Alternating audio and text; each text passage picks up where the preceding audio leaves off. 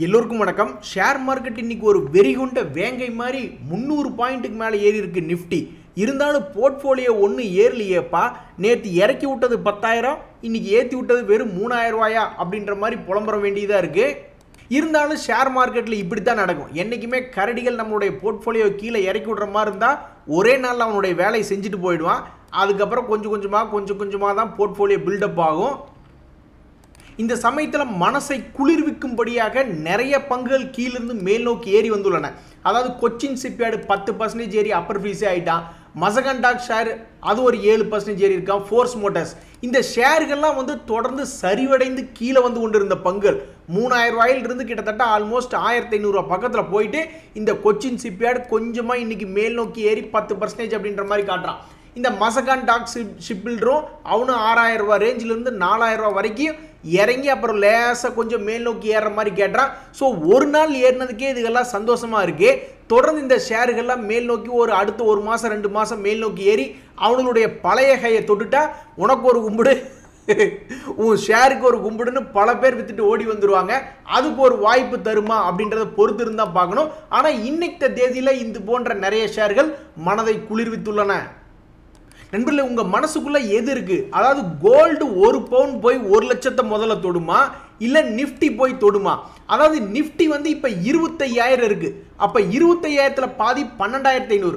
அந்த 12,500 ஸோ அந்த 12,500 அப்படின்றது ஆல்மோஸ்ட் 2020 எண்டுன்னு வச்சுங்களேன், 2021 வச்சுங்களேன். அப்ப 2021 இருந்து இப்ப நாம இருக்கக்கூடிய 2024 இந்த சமயத்தில் இது ஆல்மோஸ்ட் 100% அப்படின்ற சம்பாரிச்சு கொடுத்துருக்கு. இதுவே நம்ம கோல்டு எடுத்து பார்த்தோம்னு வச்சுங்கன்னா இது 10 கிராம் 24 கேரட் எதா இருந்தாலும் என்னங்க பர்சன்டேஜ் தானே. 75,000ல பாதி எவ்வளவு? 37,500. அந்த 37,500 அப்படின்றது எப்போ வந்தது அப்படின்னு பார்த்தோம்னு வச்சுங்களேன், ஆல்மோஸ்ட் அது 2019, அதுவும் ஆகஸ்ட் சமயத்தில் வந்துருக்கு. ஸோ 2019 அப்படின்றத நம்ம எடுத்துக்கிறோம்னு வச்சுங்க.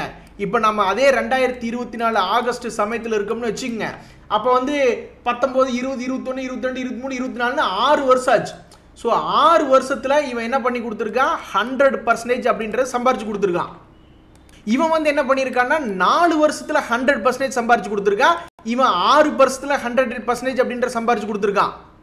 அப்ப இப்ப இந்த 5 வருஷத்துக்கு பாக்குறீங்க, ஏதாவது ஒரு பிரச்சனை இருக்குதா? இவனுக்கு ஏதாவது குண்டக்க மண்டக்கு இப்படி ஏதாவது ட்ரேட் ஆயிருக்கானுங்களா? கிடையாது. கிராஜுவலா அவங்களுடைய சார்ட் இப்படி இருக்கு. அப்ப அடுத்த ஒரு 10-20 வருஷத்துக்கு இதே மாதிரி சார்ட் இருக்குன்னு நினைச்சுக்குவோம். நிஃப்டிலையும் இதே மாதிரி ஏதாவது இப்படி குண்டக்க மண்டக்க ட்ரேட் ஆயிருக்கானா? கிடையாது. அவனும் ஒரு கிராஜுவலா ஏறி வந்திருக்கான். அப்ப இதே மாதிரி அடுத்த ஒரு 10 வருஷத்துக்கு நிலையாக இருக்கிறது அப்படின்ற மாதிரி வச்சுக்குவோம். அப்ப நிஃப்டி 1 லட்சத்தை இதே வேகத்தில் போய் தொடணும்னு வச்சுங்களேன், 2032லயே தொற்றும். அப்ப 300% லாபம். ஏன்னா 25,000லேருந்து 1 லட்சமா வரும்பொழுது 300%, 300% லாபம். இதே கோல்டு அந்த 1 லட்சத்துக்கு மேல போயிருது அப்படின்ற மாதிரி கணக்கு போடுறோம்னு வச்சுங்களேன். எந்த கோல்டுக்கு போடுறோம்? இந்த மாதிரி 10 கிராம் 24 கேரட்டு, அதுக்கு நம்ம கணக்கு போடுறோம். ஸோ அது எப்போ நம்மளுக்கு ஒரு 1 லட்சத்து 1.5 லட்சம் பக்கம் வருது, 2030ல் 1.5 லட்சம் அப்படின்ற மாதிரி வருது. பட் இருந்தாலும் அதே கால அளவில் ஒரு 2032 அந்த சமயத்தில் ஒரு 150% கூட வச்சுக்குமே. ஸோ அப்போ கோல்டு 2032 அப்படின்னு பார்க்கும்பொழுது 150% லாபம் வரும். ஆனால் நம்ம ஷேர் மார்க்கெட் அதை பீட் பண்ணி 300%, அதை விட டபுள் மடங்கு லாபம் கொடுக்கறதுக்கு வாய்ப்பு அப்படின்றது இருக்கு. இப்போ எப்படி கடந்த 5 வருஷங்களாக இவனு 2 பேருமே எந்த விதமான குழப்பம் இல்லாமல் இப்படி நேர்கோட்டில் ஏறி இருக்கானுங்களோ அதே மாதிரி ஏறும் பொழுது அந்த மாதிரி நடந்துச்சுன்னா ரொம்ப சந்தோஷம் தான். ஆனால் நிறைய பேர் சொல்றாங்க, இதெல்லாம் எப்படிங்க நடக்க போகுது? கோல்டெல்லாம் எங்கிங்க பவுன் 1 லட்சத்தை தாண்ட போகுது? அதெல்லாம் ரொம்ப காலம் ஆகுங்க. இல்லைன்னா நிஃப்டி எப்படிங்க 1 லட்சம் வரப்போகுது அப்படின்ற மாதிரி சொல்லிட்டு இருக்காங்க. அவங்க எல்லாத்தையுமே யோசிச்சு பாருங்க. ஷேர் மார்க்கெட் ரொம்ப விலை அதிகமா இருக்கு, அதை கீழே இறக்கி விடு அப்படின்னு சொல்றீங்களே. இப்போ லேண்ட் வேல்யூ ஏறிடுச்சு, 4 மடங்கு 5 மடங்கு ஏறிடுச்சு. அது எங்காவது யாராவது கீழே இறக்கி விடுறாங்களா? இப்போ ஹோம் ரெண்ட் எல்லாம் முதல்ல 5,000 ரூபாய்க்கு கூட சென்னையில் இடம் கிடைச்சிக்கிட்டு இருந்தது. இப்போ 1 BHK 10,000 கொடு, 15,000 கொடுங்கன்றாங்க. அது ஏதாவது இறங்குதா? மோட்டர் பைக்கெல்லாம் அன்னைக்கு 50,000க்கு இருந்தது, இப்போ அதுவே 1 லட்சம் 1,4 லட்சம்ன்றாங்க. காரனுடைய விலையும் அப்போ 3 லட்சம் 4 லட்சத்துக்கு ஓரளவுக்கு என்ட்ரி லெவலில் நம்ம கார் எடுக்கலாம். இப்போ எடுக்க முடியுமா? ட்ரெஸ் நீங்க எல்லாம் பசங்களுக்கு பேசாதீங்க. பசங்களுக்கு அந்த காலத்துல 100 ரூபாய்னா இன்னைக்கு 200 ரூபாய். ஆனா நீங்க லேடிஸ்னுடைய ட்ரெஸ்ஸை பத்தி பேசுங்க. அது எங்காவது 500 ரூபாய் 300 ரூபாய்க்கு கிடைக்குதா? ரொம்ப கஷ்டம். அதெல்லாம் 1000 ரூபாய் ரேஞ்சுக்கு போயிடுச்சு. தியேட்டர் காஸ்ட் அந்த காலத்தில் 10 ரூபா இருந்தது, இப்போ 160 ரூபாய்ன்றான். சென்னைக்கு போயிட்டு வர மாதிரி இருந்தால் அன்னைக்கெல்லாம் 200-300 ரூபாய்க்கு பஸ் கிடைச்சிது. இப்போ 1000 ரூபா கொடு 500 ரூபா கொடுன்றாங்க. அதுவும் தீபாவளி டைம்லாம் எவ்வளவு எங்கே போகும்னு யாருக்குமே தெரியாமல் இருக்குது. அப்போ இத்தனை வேல்யூ ஏறிடுச்சு. அதெல்லாம் எல்லாருமே அக்செப்ட் பண்ணிக்கிறாங்க. ஷேர் மார்க்கெட் மட்டும் நீங்கள் எதிர்பார்த்த மாதிரி இப்படி ஜிக்ஸாக்காகவே இருக்கணுமா? இப்போ வெளிநாட்டுக்காரங்கெல்லாம் நிறைய பேர் என்ன பதிவிடுறாங்க சோஷியல் மீடியாவில் அப்படின்னா, இந்திய பங்கு சந்தைகள் நல்லா தான் இருக்கு, ஆனால் அது ஒரு 20% இறங்குச்சுன்னா வெளிநாட்டுக்காரங்க வர்றதுக்கு வாங்குறதுக்கு ரொம்ப அட்ராக்டிவ் பாயிண்ட்ன்றாங்க. அப்போ உனக்கு நாங்கள் மேலே வாங்கி வச்சதை பூரா கீழே இறக்கி விடணும், நீ வந்து அழகாக வாங்கிட்டு மறுபடியும் எங்களுக்கே மேலே வித்துட்டு போயிடுவேன், இப்படியே நீ பண்ணிக்கிட்டே இருப்ப. அதுக்காக எங்கள் இந்திய ஷேர் மார்க்கெட் 20% கிராஷ் ஆகணுமா அப்படின்ற மாதிரி கேட்குற மாதிரி இருக்குது. எது எப்படியோ சமீபத்தில் நம்ம ஷேர் மார்க்கெட் என்ன ஒரு நம்பிக்கை கொடுக்குதுன்னா, இறங்குனா ஏறிடுவேன். ஸோ நிஃப்டி என்னைக்கு இருந்தாலும் ஒரு நாள் 1 லட்சம் அப்படின்றது பாசிபிளாக தான் காட்டுறாங்க. இமயமலையாகாமல் எனது சென்செக்ஸ் தூங்காது அப்படின்ற மாதிரி சென்செக்ஸ் புதிய உச்சத்தை 84,000க்கு மேலே போய் 84,500 இன்னைக்கு டச் பண்ணியிருக்கான். சீக்கிரம் 1 லட்சம் நிஃப்டிக்கு முன்னாடி இவன் வந்து தொட்டான்னா நிஃப்டிக்கு ஒரு மாரல் சப்போர்ட்டாக இருக்கும். இந்த மாதிரி இண்டெக்ஸ் கம்பெனிகளில் இண்டெக்ஸ் வெயிட்டேஜில் முதலீடு பண்ணுறது நம்ம ஆளுகள்லாம் ரொம்ப கம்மியாக தாங்க இருப்பாங்க, 10 வருஷம் 20 வருஷமாக ஹோல்டு பண்ணுறவங்க. ஆனால் இந்த பென்ஷன் ஸ்கீம்ஸு எத்தனையோ இன்சூரன்ஸ் ஸ்கீம்ஸ் எல்லாம் அந்த காலத்தில் சார்ட் எங்கே இருக்குது? 1980களிலாம் வந்து வெறும் 500-1000 பாயிண்ட்டுகள் இருக்குது. இப்போ சமீபத்தில் 2000 கூட வெறும் 4000 பாயிண்ட்டுகளாக இருந்திருக்கு. அப்போல்லாம் கண்டிப்பாக ஏகப்பட்ட இன்சூரன்ஸ் கம்பெனிகள் முதலீடு பண்ணியிருப்பாங்க. அவங்கெல்லாம் இன்னும் ஹோல்டு பண்ணிக்கிட்டே தான் இருப்பாங்க ஜாலியாக. எப்பா சாமி இப்போதான்ப்பா ஒரு வாரம் ரெஸ்ட்டு அப்படின்ற மாதிரி ஐபிஓக்கள் இப்போ எதுவுமே ஓப்பன் ஆகலை. ஆனால் க்ளோஸ் ஆன ஐபிஓக்களினுடைய லிஸ்டிங் அப்படின்றது வரப்போகுது. அதுலேயும் குறிப்பாக இந்த நார்த்தன் ஆர்க் கேபிட்டல் அவங்க வெளியிட்டிருக்கக்கூடிய ஐபிஓ லிஸ்டிங் ஆக போகிறது எப்போ அப்படின்னு பார்த்தோம்னா 24ஆம் தேதி, இன்னும் 4 நாள் இருக்குது. இந்த சமயத்தில் இந்த ஷேரில் வந்து எவ்வளவு சப்ஸ்கிரிப்ஷன் போயிருக்கு அப்படின்னு பார்த்தீங்கன்னா ஆல்மோஸ்ட் 118 மடங்கு 117 மடங்கு அப்படின்ற மாதிரி ஒரு ஷேர் தான் அவங்க கொடுக்குறேன்றாங்க. ஆனால் 117 பேர் அதுக்கு போட்டி போடுறாங்க அப்படின்ற மாதிரி அர்த்தம்.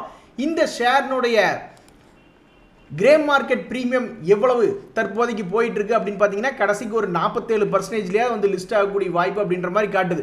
இந்த ஐபிஓ ஓப்பன் ஆன சமயத்தில் 67%, இப்போதைக்கு தற்போதைய நிலவரம் 47%. அதுக்கு தான் என்றைக்குமே கிரே மார்க்கெட் பிரீமியம் ஒரு 20க்கு மேலேயாவது இருந்ததுன்னா தான் கொஞ்சம் கீழே இருக்குனா கூட கடைசிக்கு நஷ்டம் இல்லாமல் வெளியே வந்துடலான்ற கணக்கு. ஸோ எப்போவுமே கிரீன் மார்க்கெட் பிரீமியம் 20க்கு மேலே இருக்கணும். அன்னைக்கே இந்த ஐஏஎஃப்எல் ஃபினான்ஸ் சொல்லுச்சு ஆர்பிஐ என்னென்ன மிஸ்டேக் சொல்கிறாங்களோ அதெல்லாம் நாங்கள் கரெக்ட் பண்ணி வந்துடுவோம் அப்படின்ட்டு. அவங்க சொல்கிறது ஒரு வேளை அவங்க எப்போ சொன்னாங்க? 300 ரூபா ரேஞ்சில் இருக்கும்போது சொன்னாங்க.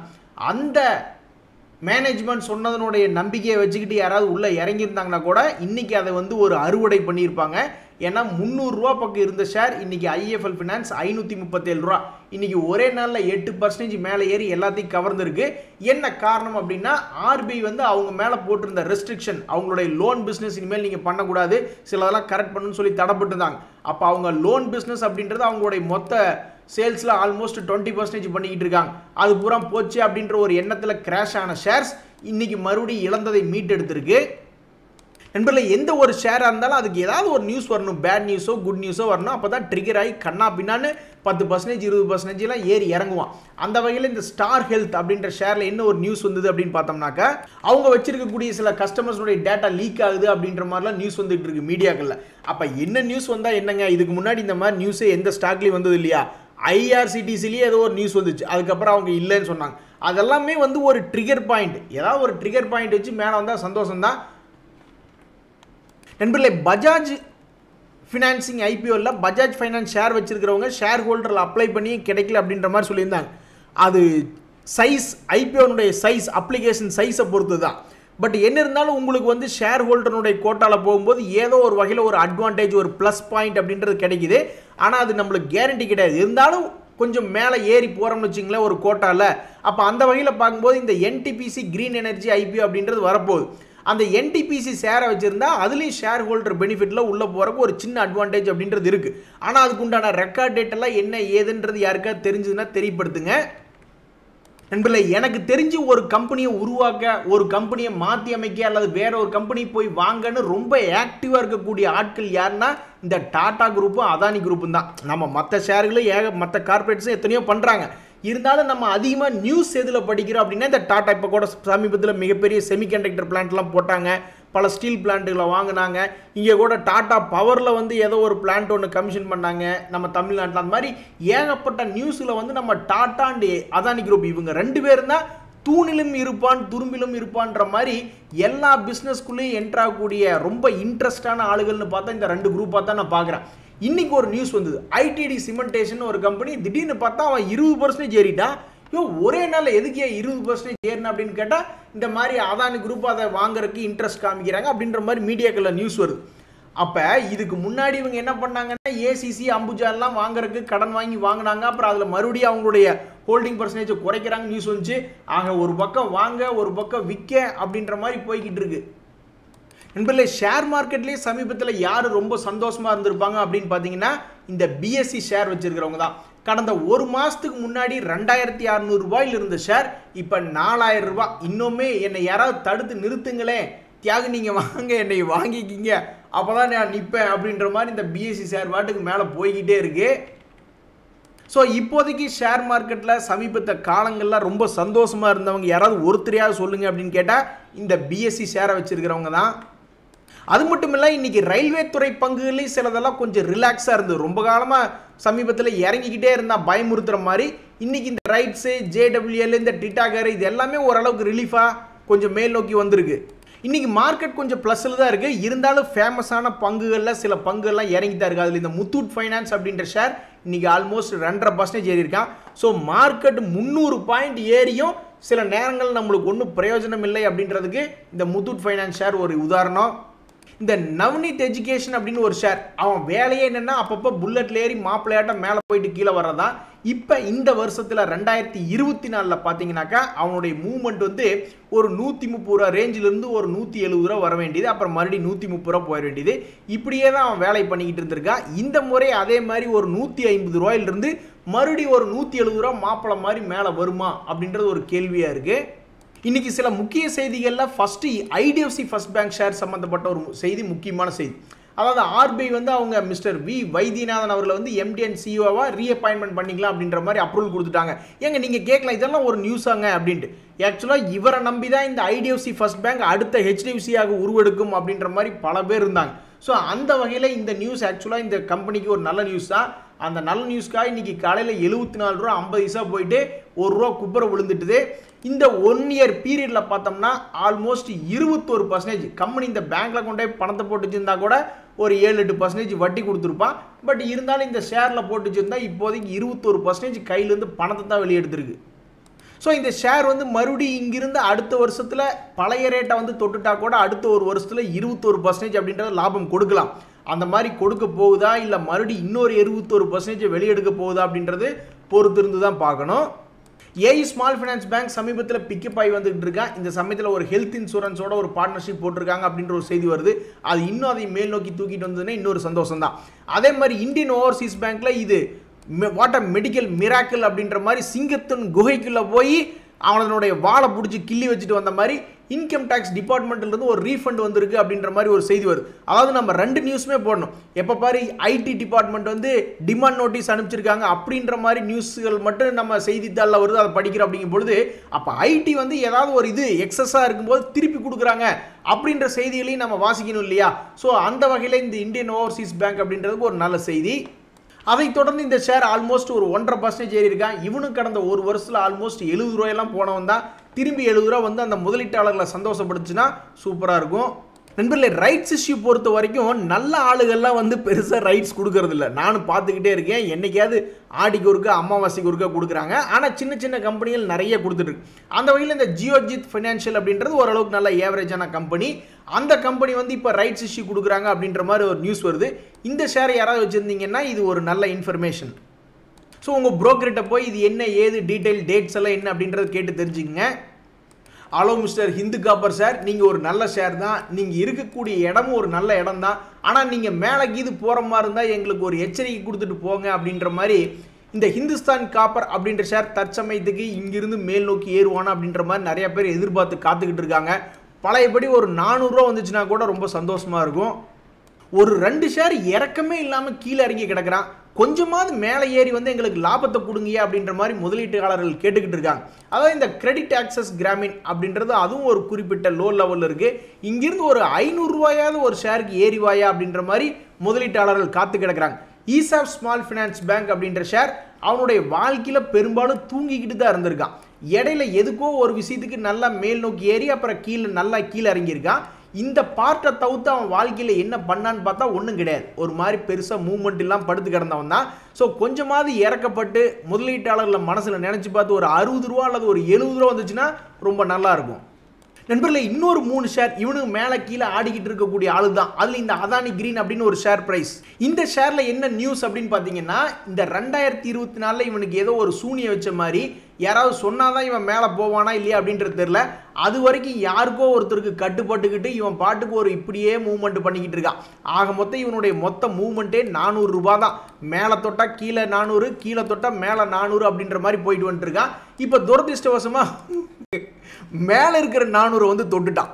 அப்போ இப்போ இருந்து கீழே 400 இல்லை இதை உடச்சிக்கிட்டு என்னை பார்த்து சிரிக்கிறீங்களாடா, இரு அவங்கள உடச்சிட்டு நான் மேலே ஒரு 400 ரூபா போகிறேன் அப்படின்ட்டு இந்த பாயிண்ட்லேருந்து மேலே 400 போகிறானா இல்லை கீழே 400 போகிறானா அப்படின்றது பொறுத்து இருந்து பார்த்தா தெரிஞ்சிடும்.